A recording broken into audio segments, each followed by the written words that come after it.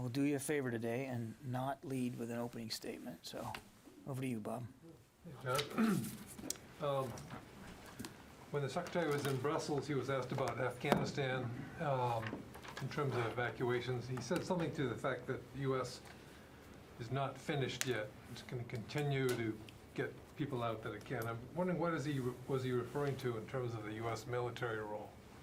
He was really referring to the U.S. government role, the interagency effort to continue to work with veterans groups and other private organizations to find ways to continue the flow of American citizens and SIVs out of Afghanistan. But he wasn't speaking to or alluding to a specific military role other than our current liaison with these ad hoc groups. Right, so not directly involved in getting people out of the country, but No. military assets. No change to the, no change, he wasn't trying to signal a change to the current way in which we're trying to help get Americans out of Afghanistan, which is not through U.S. military means. A related question real quickly on Pakistan. Has there been some sort of arrangement made with the Pakistanis on overflight, something related to over-the-horizon operations in the future? I don't have any arrangement to speak to, Bob. As you know, we continue to have conversations with neighboring nations and partners in the region to continue to explore opportunities for over-the-horizon capabilities and support, but I don't have anything specific on any front to read out to today. Thank you. Yeah. Yeah. Tara. Just to follow up on Bob's questions, what is the DoD effort and liaison with these, veterans groups, and in some of the meetings that are taking place?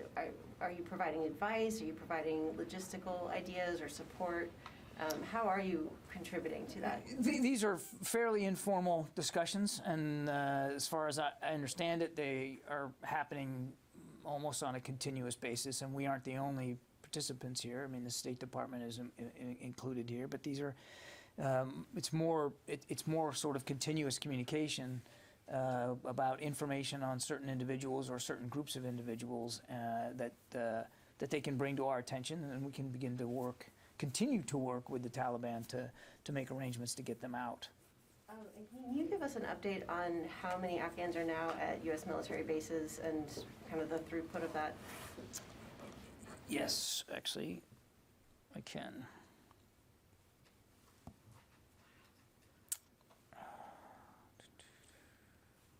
So, in the Central Command area, there are just over 3,000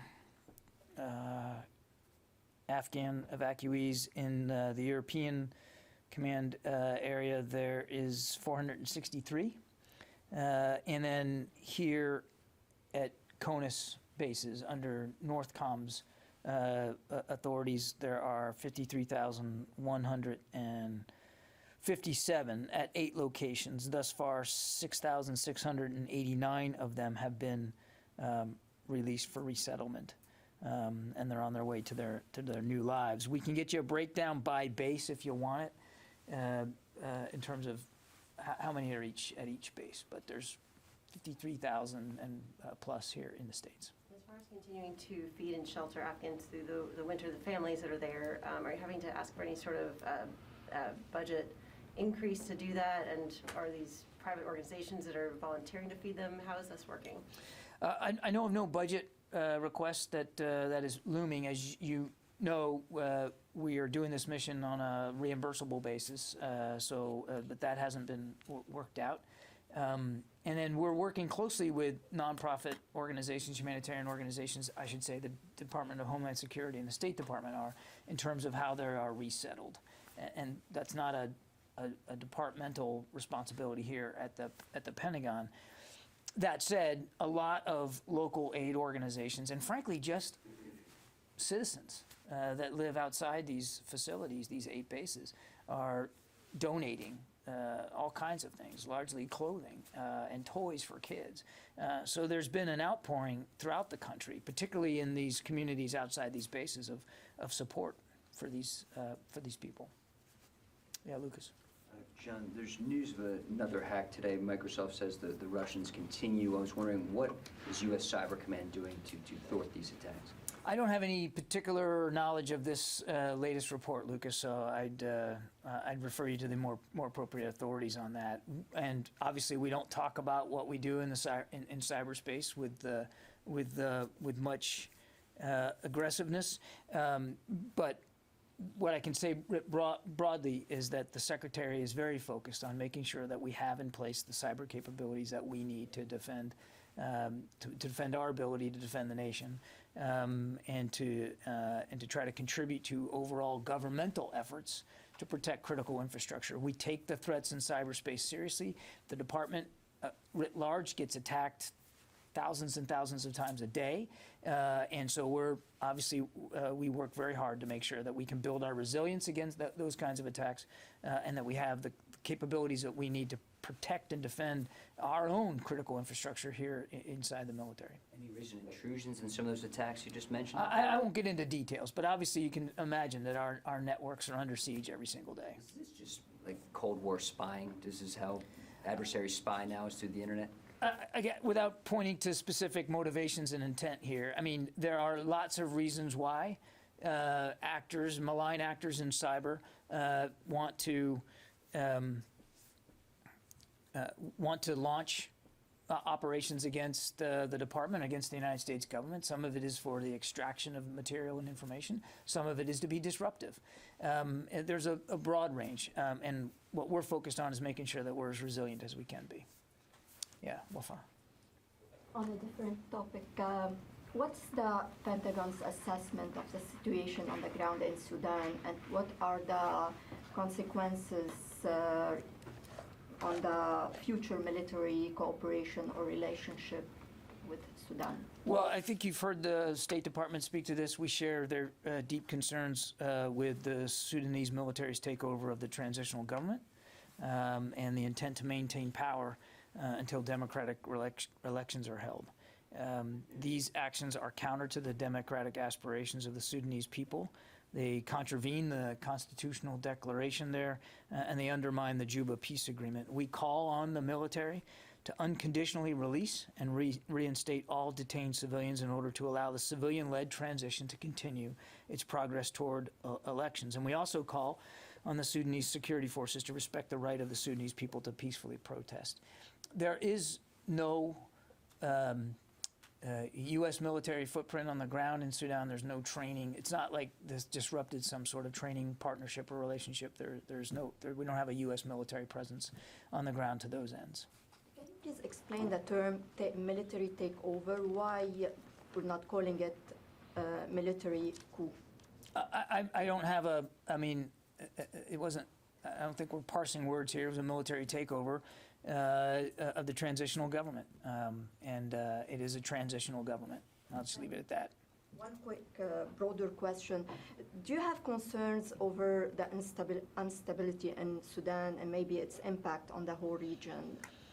Obviously, again, without trying to speculate where this is going to go, I mean, when you have a situation like this, which can be destabilizing, certainly is destabilizing inside Sudan, we obviously have broader regional concerns about the impacts that could have larger in the region, and that's again why we are joining our State Department colleagues and in urging the Sudanese security forces turn over authorities to the transitional government and allow the will of the Sudanese people to be seen, to be achieved. Pierre. Are there any military relations with the Sudanese? There's, as I said to Wafa, we don't have any training presence on the ground. There's no right now. There's no U.S. military cooperation with Sudanese security forces. Let me go over to this side in the back there. Thank you.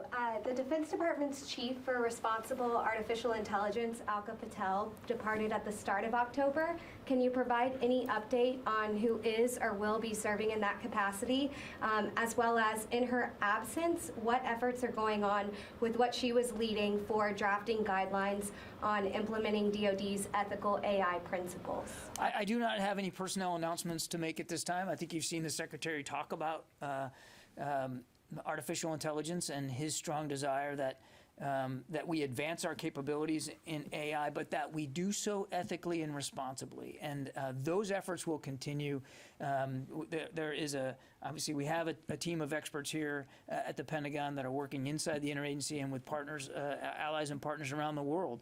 And the Secretary is comfortable that we'll be able to continue to do that work. And I don't have any personnel announcements to make. And there's no one serving in the interim in that capacity? I don't have any personnel announcements to make today. I can take the question on an interim person. I don't have that level of detail. Yeah, Travis. Hey, thanks, John. I had a question about the budget for Afghan refugees at bases. You said it would be paid back on a reimbursable basis. I'm just wondering if there's any indication at this point that those expenses could affect other military operations. Is there any concern about that? One of the things that you've heard the Secretary talk about is that we want to make sure, we obviously take this mission very seriously, and we're very proud of the role that we're playing and of the terrific job, the compassion that our men and women are showing every day, not just here at home but overseas, in making sure that these evacuees have a safe and secure environment to live and to work on their process towards citizenship. But obviously we also have a commensurate responsibility to defend this country. And one of the things that we're constantly reviewing is the degree to which our readiness to do that is being affected by this fairly sizable mission set. And we don't believe now that at this time that our readiness to defend the nation is being adversely affected, but clearly there are assets, resources, time that are being devoted to this that are in some cases not being devoted to other things. And so we're watching that very closely, but the Secretary's not at a point now where he would say that our readiness to defend this country is being adversely affected. It's still being worked out, the reimbursable portion, but is this something that Congress would need to be involved in, that you would need Congress to reimburse this money, or would it be? I don't think we're at that stage right now, Travis, to have all that detail worked out. Christina. Thanks. Welcome back from the trip. Thank you. So some Republican lawmakers are warning that the vaccine mandate will hurt morale, lead to separations. Is this something the department is concerned about? And do you anticipate any discharges or separations from it? Well, I would tell you that the Secretary's view is that one of the best ways to make sure that the force is able to do its job to defend the nation is to make sure that they're protected against this virus. We would agree with people that argue that it's a national security issue, and our view is that one of the best ways to be able to preserve our national security is to make sure that our men and women are protected against this virus and therefore are healthy and able to do their jobs to defend this country. We believe that the vast majority, and the numbers are bearing that out, of our men and women understand that too, and are getting the shots and are getting themselves protected so that they can also protect their families and their units and their communities. And then also, could you tell us more about the Afghan evacuees that are in Kosovo? What happened to have them be sent there? How many are there? What's going to happen to them? How long will they be there? Yeah, so what I can tell you is we've surged resources and we've deployed some additional personnel from relevant departments and agencies overseas to Camp Bondsteel to effectively vet individuals who require further processing before onward movement. And there are a range of Afghan evacuees at Bondsteel, to include many Afghan families, women and children, we've definitely prioritized being able to keep them together. I think it's also important to remember that all individuals have to pass our security screening and vetting process and receive the necessary vaccinations before proceeding with their onward travel to the United States. So, per our agreement with the government of Kosovo, we will relocate Afghans that are housed at Bondsteel to the United States or a third country within 365 days. And again, for more questions on that, I'd point you to the National Security Council. Let me get to some of the phones because I haven't done that. Jeff Shogel. Thank you. Can you say whether China tested a fractional orbital bombardment system in August? And if so, does the United States have its own fractional orbital bombardment system? I don't have anything to confirm on that, Jeff. I'm certainly not going to talk about intelligence issues here from the podium, and I think it would be important for the PRC to speak to the capabilities that they're trying to advance. The bottom line is we know that they're trying to advance military capabilities, capabilities that we believe are only going to increase tensions in the region and beyond, and that's the reason why the Secretary has called the PRC our #1 pacing challenge, and that's why we're going to stay focused on that. Well, if I could follow up, the PRC is press shy, unlike the Pentagon. Is there any way to describe what is this thing that the Chinese launched? And do we have one of our own things?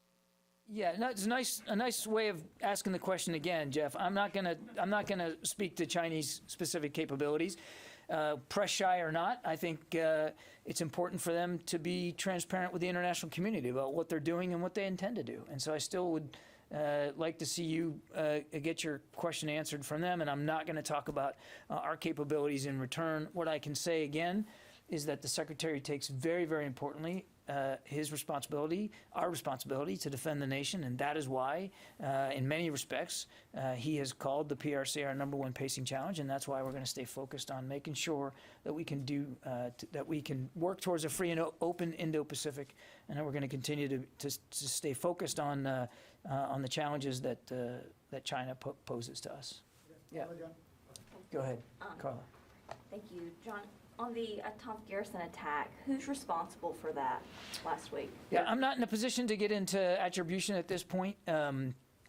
We have seen these kinds of attacks in the past from Shia militia groups, which we know are backed and supported by Iran.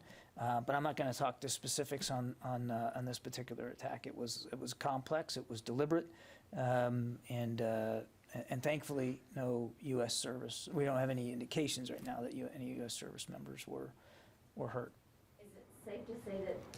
Can we assume it was a Shia militia group, or does that not? I've said we've seen these kinds of attacks before. I'm not going to get into specific attribution on this one.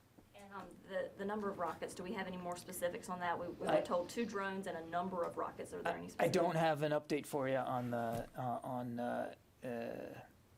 the munitions that were used. We believe it was a complex, coordinated, and deliberate attack. And last question, is it possible that this was a state-sponsored attack? Again, I'm not going to go any further on attribution at this point. We're still working our way through. Yeah. Go ahead. Thank you. I want to ask you about the military cooperation between China and Russia. Last week, the Chinese and Russian warships conducted the first ever joint patrol in the Western Pacific. How much is the DoD concerned about this joint activity in terms of peace and stability in the region? Well, look, for one thing, I'd refer you to Russia and China to talk about their exercises. Generally speaking, we don't have an issue with military exercises. We do it all the time. They're obviously have decided they need to operate together, to exercise together, and I think they should have to speak for that. What I can tell you is that we're going to continue to improve our own capabilities. We're going to continue to work with our allies and partners in the region, and we have a lot of them, and we believe those alliances and partnerships are real unique strengths that the United States has in the Indo-Pacific. John, thanks. Going back to South Asia, China. Many nations in the region are concerned extension and expansion of Chinese military in the region, including India, Japan, Korea, and of course Taiwan. What do you think what the DoD or Pentagon is doing as far as stopping Chinese threat to these nations and many more? Well, I think in some ways my answer to Rio kind of gets at this. I mean, the Secretary's first trip was to the region.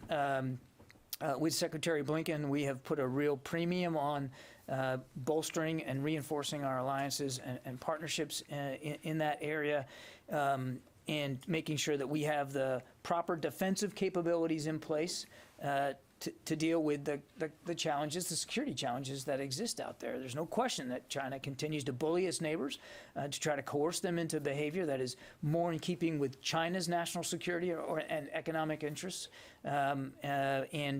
We don't believe that that is conducive to, again, a free and open Indo-Pacific. So we're going to continue to work this as hard as we can.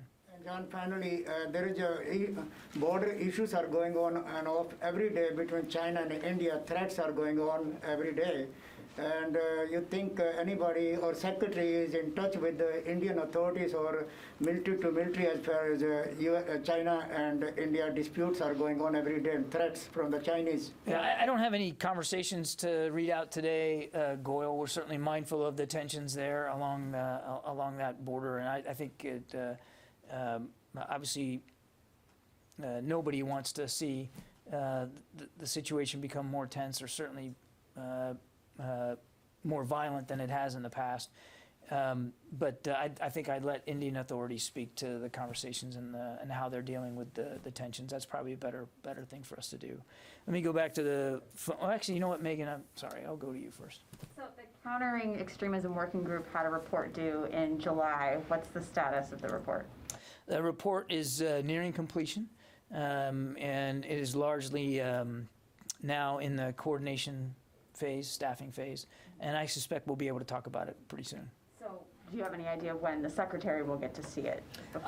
I don't have a date certain on the calendar. As I understand it, again, largely the work is complete. There's some coordination that is being done right now, and I do expect that he'll be able to see it soon, you know, in coming days and weeks. And is a delay like this of a few months, does that push back any sort of timeline for the rest of their activities, for their other goals that they're supposed to be meeting?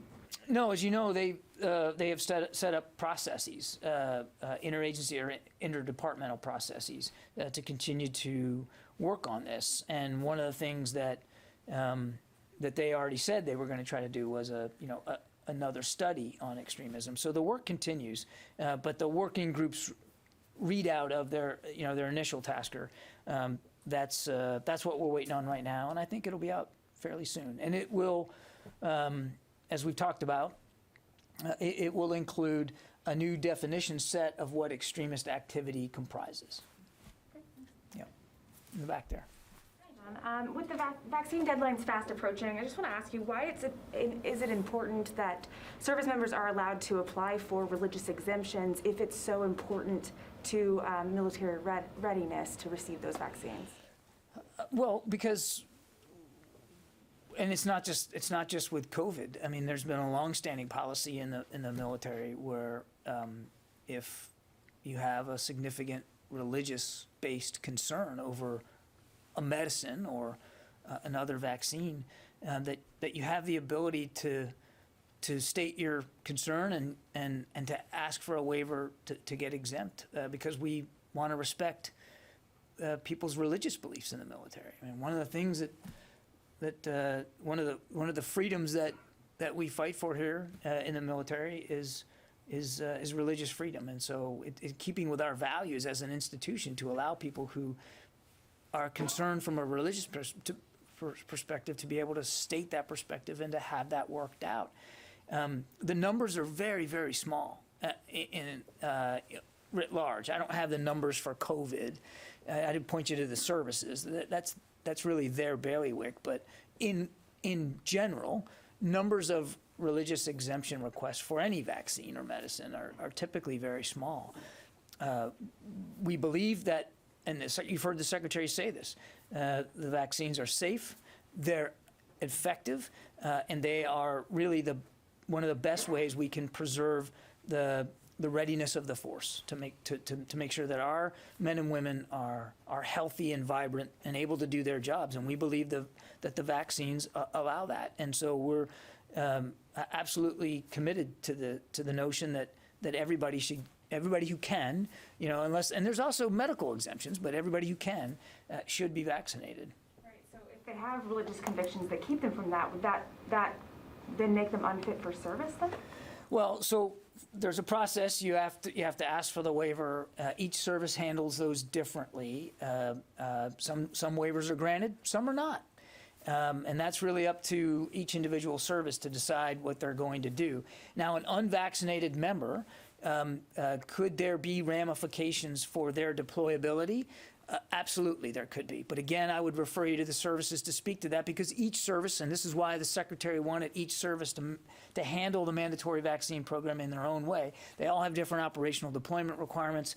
They're in different communities around the country. There's a lot of service-specific concerns that the military departments have to deal with. But yes, could there be an effect on somebody's ability to deploy and to participate in an exercise or an operation because they're not vaccinated?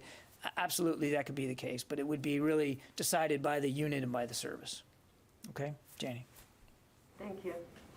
On the North Korea's SLBM launches, South Korea and Japan are making different claims about the SLBM launched by North Korea last week.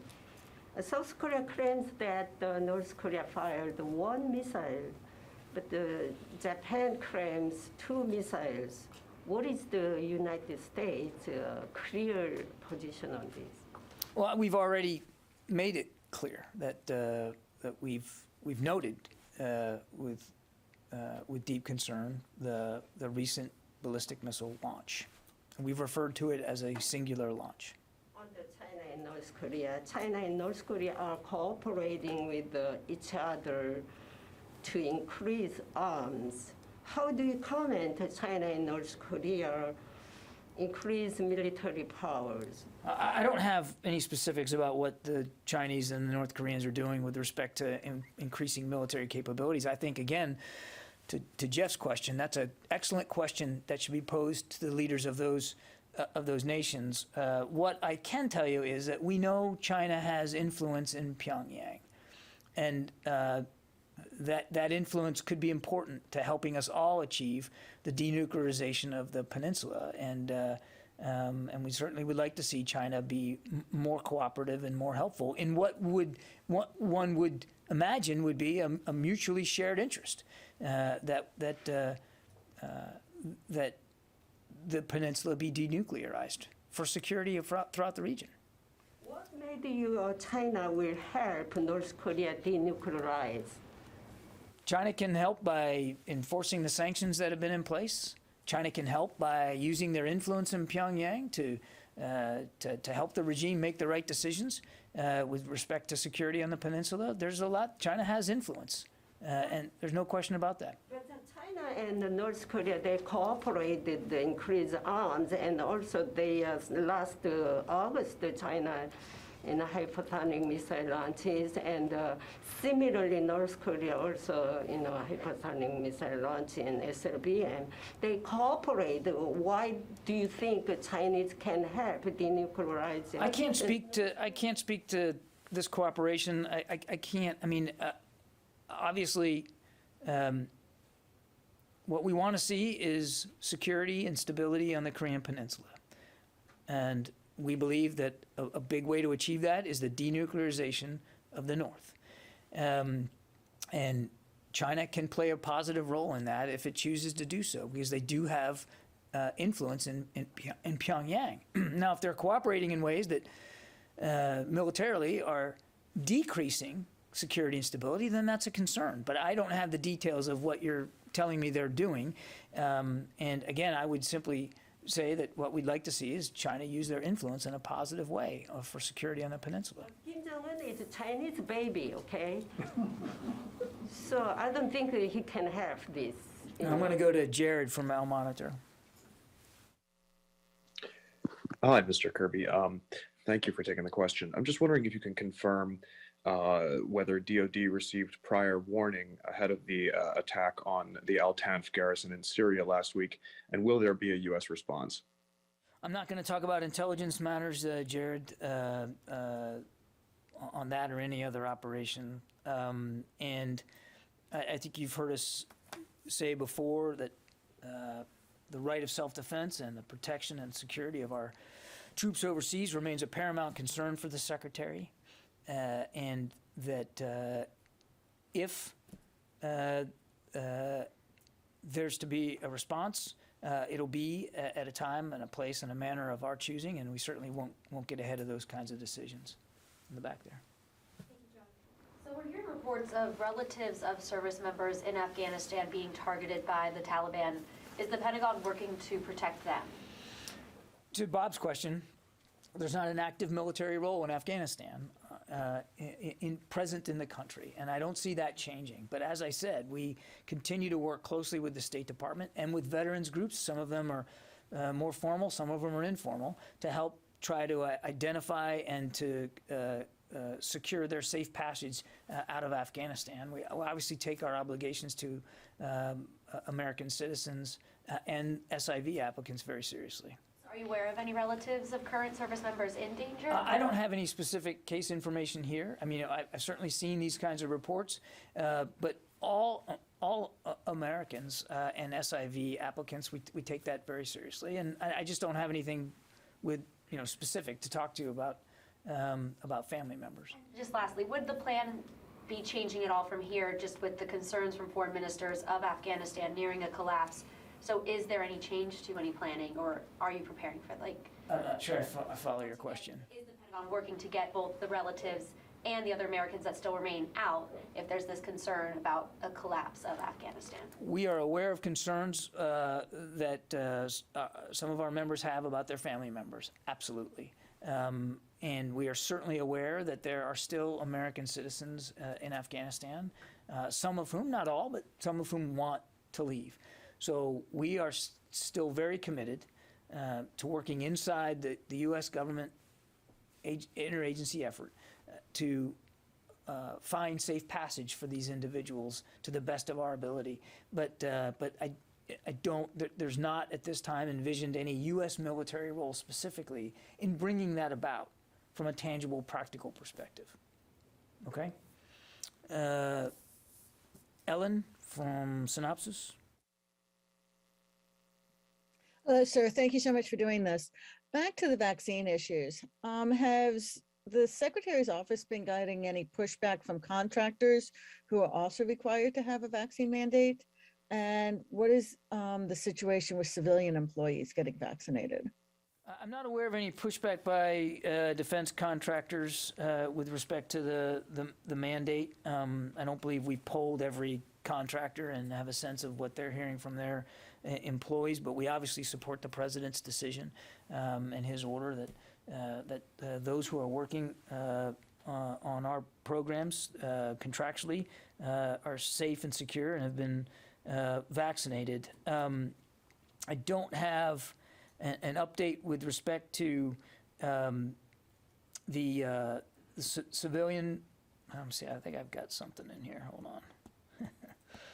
on. I know we've recently issued implementation guidance that governs civilian vaccinations and how that's going to transpire. We owe the workforce additional context about actual implementation on their part, and we'll be having that out pretty soon. Okay. Thank you. Thank you.